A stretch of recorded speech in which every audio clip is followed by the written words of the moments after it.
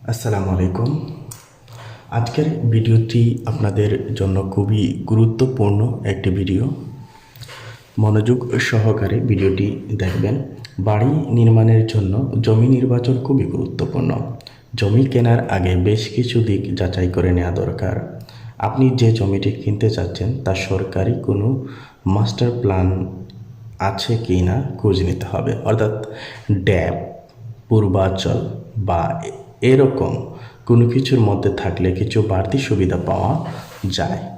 যে বিষয়গুলো বিবেচনা করতে হবে: আবাসিক এলাকা, যোগাযোগ ব্যবস্থা, ফ্লাড রিস্ক লেভেল থেকে আপনার জমিটির উচ্চতা, এলাকার গ্যাস, বিদ্যুৎ, পানির সরবরাহ, পুরনো ভিটেমাটি প্রাধান্য পাবে, আশেপাশের সামাজিক পরিবেশ, স্কুল, কলেজ ও বিশ্ববিদ্যালয় থেকে দূরত্ব, বিদ্যুতের পিলার বা তার জমির উপর দিয়ে বা খুব কাছ দিয়ে গেছে কিনা, হাউস বিল্ডিং লোন নেওয়ার সুবিধা যাচাই।